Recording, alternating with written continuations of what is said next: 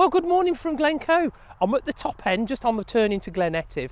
And the reason I'm here is I'm going to head on all the way down Glen Etive and show you those nice little cascades and waterfalls that make some really good photos.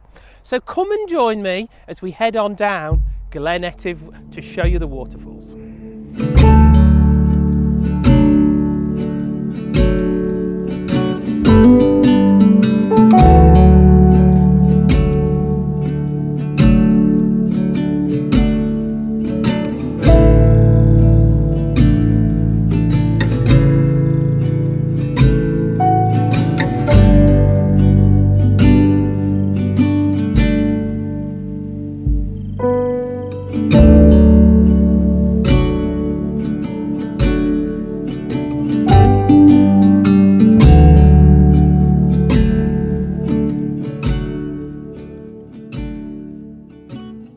Now I'm just on the main car park as you turn into Glen Etive, and the reason I've stopped here is this beautiful sunrise behind me is just about to happen. What I've got a real big gap at the bottom on the horizon, and then I've got this low cloud all the way over my head. Now if that lights up, I'm due for a really fantastic sunrise. So as you can see in my voice, I'm a little bit excited with this. So what I'm going to do is I'm going to head on down to the old classic honey pot, the waterfall there. But what I'm going to do is there's a few cascades a bit higher up the river, so I'm going to get up the river a little bit, get onto those cascades, and I'm going to get some beautiful red light, if this really does work for me, on the buckle. So let's jump in the van and let's head on down.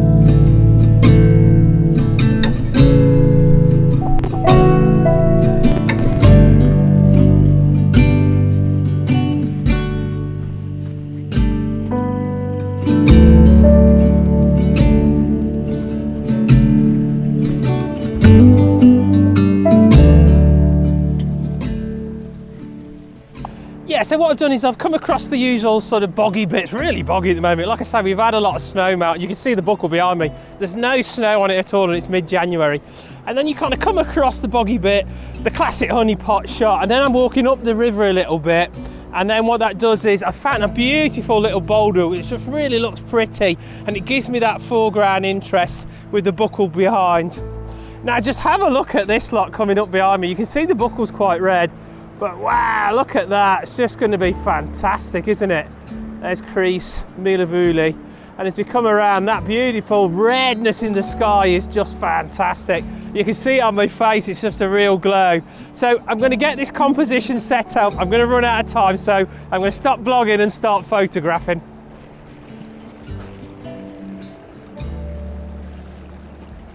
So I'm just waiting for the light now. It's kind of coming over, it's quite transient across the buckle. Every now and again it goes pink. There's a cloud and it's just kind of bobbling between that cloud, the sun is. It's looking pretty good at the moment. So what I've done is, I've got this composition, I'm quite happy with it. But what I'm going to do is, I'm going to actually slow this right down as well. So I'm going to have a go at really super slow. So a 4-minute exposure, something like that, just to try and catch that light as it kind of dances across the mountain. So we've got a 4-second exposure with a 6-stop filter and a polarizer on there, and that's slowing that water down lovely. Okay, I think what I might do is the sky's gone less pink now as it's come over the horizon. So the mountain's nice and pink, but the sky's gone less pink. So I could potentially time blend this shot, and I could put this shot in with a light on the buckle and then blend that in with the clouds that were a bit pinker a bit earlier on. So we might have a go at that as well. Anyway, I'm going to play about with this shot, and if this shot works, here's the image.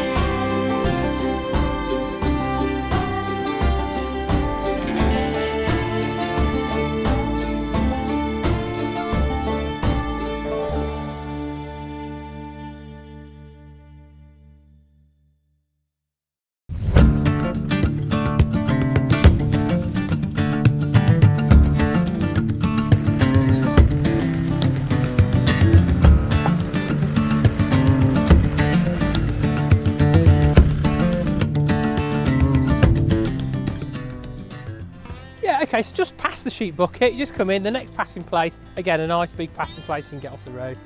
There is a little bit of a cascade over here, and there's a little bit of a drop further on down as well.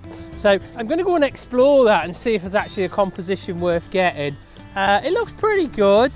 I'm not sure how far down I'm going to go, but there's about a drop here, and then it goes into this little gully section. What I'm trying to do is I'm trying to get a nice cascade, but I kind of feel, unless I'm going to go like a macro landscape and just do the cascade, I kind of would like a bit of a landscape behind just to put it into context. So that's what I'm looking for. That might work because I've got Crease the Mountain behind it. So let's go and have a look at that, shall we?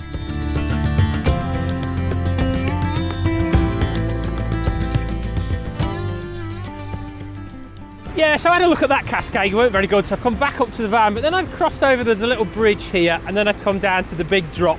So this is kind of the really big first drop of the Glen Etive waterfalls, and it's a really nice little composition. It's a bit, I need a bit of depth to it at the back there, so I'm going to have to work this a little bit.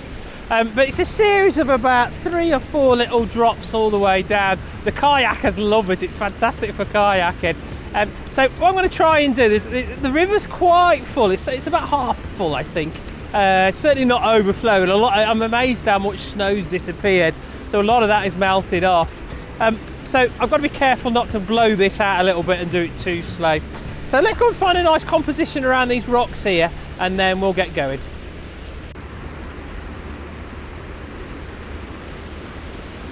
Yeah, this is what photography's about, isn't it? Just exploring and finding new little compositions that work, and some don't, but it's that journey of exploring that really makes it.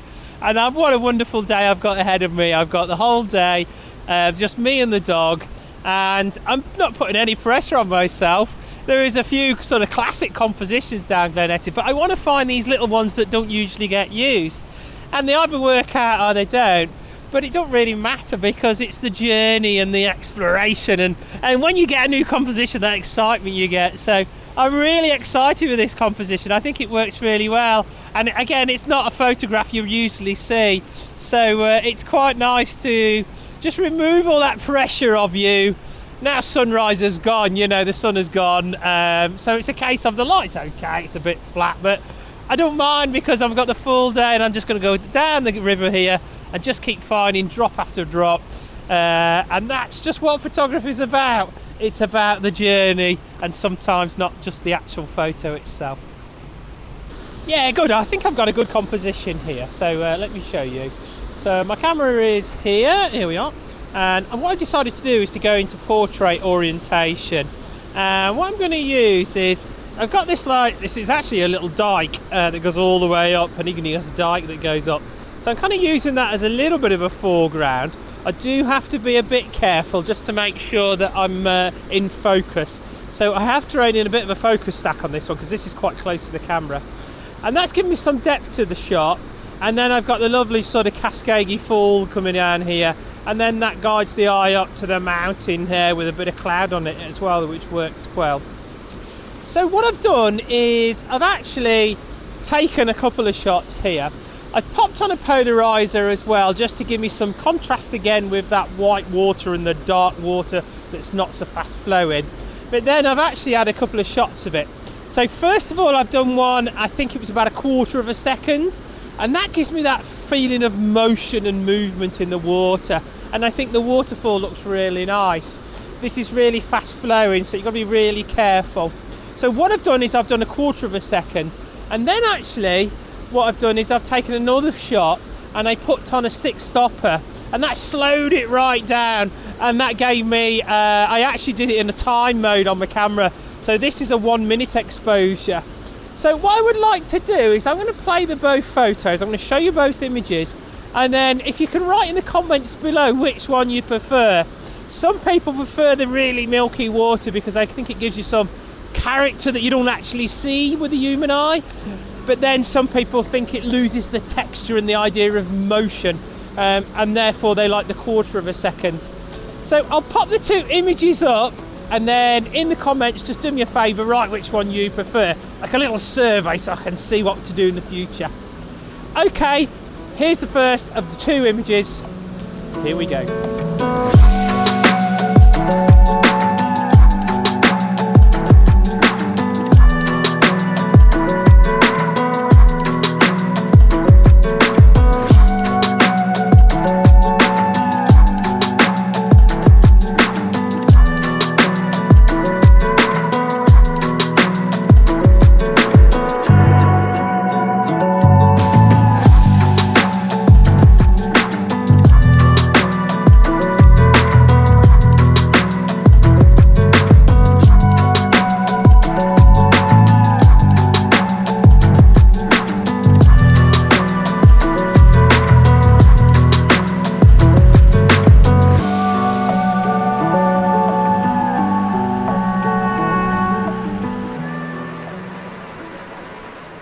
Okay, so what I've done is I've parked up just actually probably about the second lay-by past the one I was just in at the top waterfall there.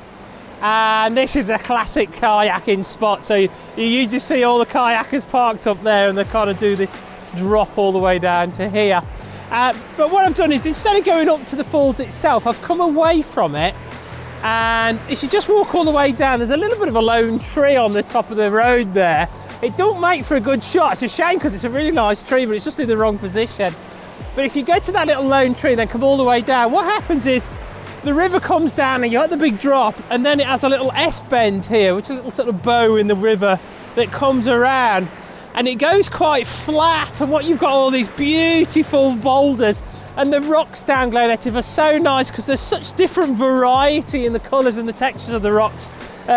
So you get these beautiful sort of multicoloured boulders. So what happens is the river flattens out a bit, and then you get this lovely cascade coming down.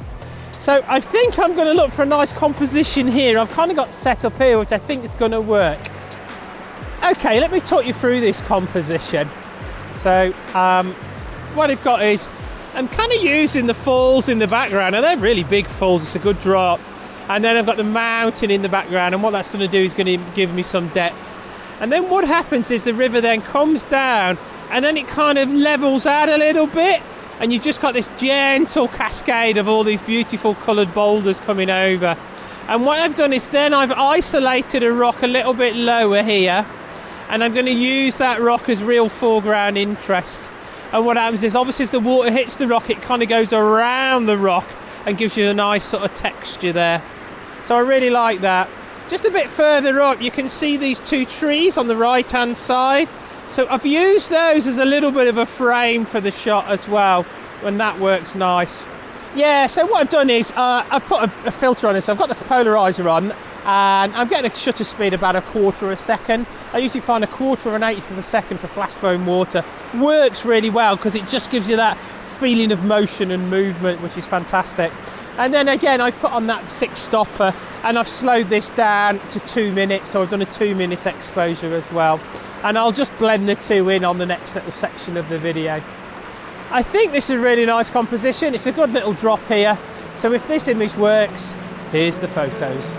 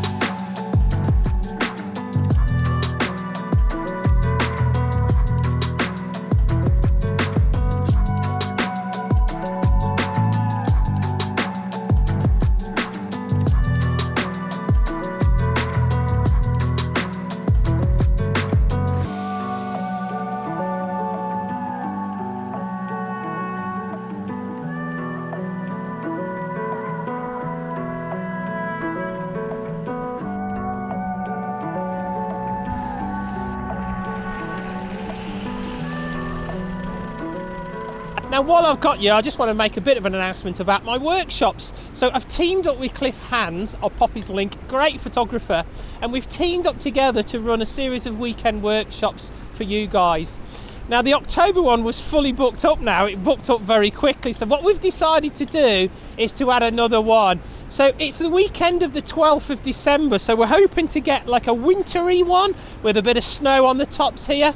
So I've got some spaces available. It's a limited number, so there's only 6 clients, and it's just me and Cliff. We're going to take you around, and it's £699 for the full weekend. That's Friday to Sunday, and what you get for that is you get your accommodation, you get your food, and then you get your transport, and then we'll juggle about, me and Cliff, and we'll get sort of together with each of you.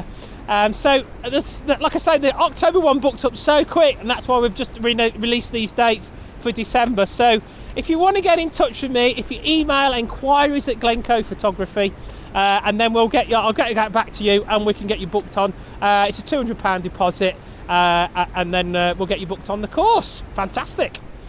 Okay, so what I've done is I've wandered around all the rocks here. I'm trying to avoid the big falls which is here. So the bridge here, this is the Skyfall Bridge, it's being called nowadays. And then you've got the big drop there, and I kind of want to avoid that. I've done a few videos from there, and it's such a beautiful shot, but actually I want to do something a little bit different today and show you that there is so much more to Glen Etive. So what I've done is I've come down on the rocks, over the bridge, come down on the rocks, and I'm looking up the flow of the water. So let me show you my composition. So what I've got is, I've got this big boulder on the right hand side, and that's quite dominant within the image. So what I've had to do is balance that out with these big boulders here, which works quite well. Then what I'm using is this lovely little boulder in the water here, and as the water comes over it kind of sprays over, it's really nice. So I'm using that as some foreground interest just to give me some depth to the photograph. And then what your eye does is follow up the gorge section all the way up, and you've got some nice trees here to finish off into infinity. So what I've done is I've put on a polarizer just to give me a bit of contrast as always, and I'm going to take 2 shots again here. So the first one with just the polarised rod, I'm getting about an 1/8 to 1/4 of a second, give me that nice sort of flow of the water. And then what I've done is I've banged on that 6 stopper again, and then I'm getting that 2 minutes. So it's quite good to compare the two. So I'll blend these two in the image when we do the review in a second. And again, you can write in the comments if you like the slow or you like the fast. Be quite interested to see how you all get on. Great, I think this is a really nice little bit of macro landscape, but it's a good way to finish. And if you like the image, here's the photos.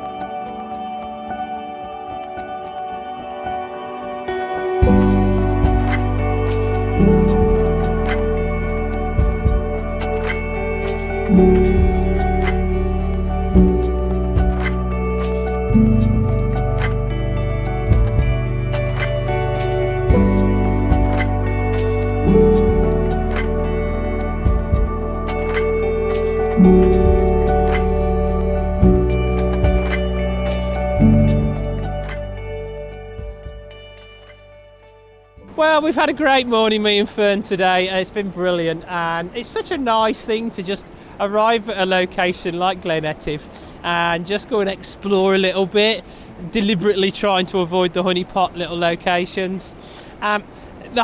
This section here, in fact the first section all the way down to maybe Dalness, there is so many cascades and falls that you're like a kid in a sweet shop with it, really. And you could spend days going down and individually photographing them all. Hopefully I've given you a taster of what's down there today. Now, as usual, if you like what you see, do me a favour and give me a thumbs up. It makes a massive difference to my channel. And if you really like it, as always, click on that subscribe. And if you click on the notification, you'll get notified every time I post. I'm posting every about 3 weeks or something like that. As always, I don't take it too seriously. If you're really interested in that workshop with me and Cliff in December, then definitely go and check out my website for some more information, and you can also email me enquiries@glencoephotography.co.uk, and we'll get you booked on. It is a rare opportunity to have us 2 guys together, and I don't know how many of these we'll do, but yeah, the first one sold out really quick, and I've only just released the dates actually just before this video, so get in quick. Great, well, I've had a wonderful day. Thank you so much for watching, and we'll see you in the next video. Oh, I've gone through the whole video without him realising that I've had my hair cut. Unbelievable. Well, I'm going to start ignoring him now and see how he likes it. Come on then. Fern, come on.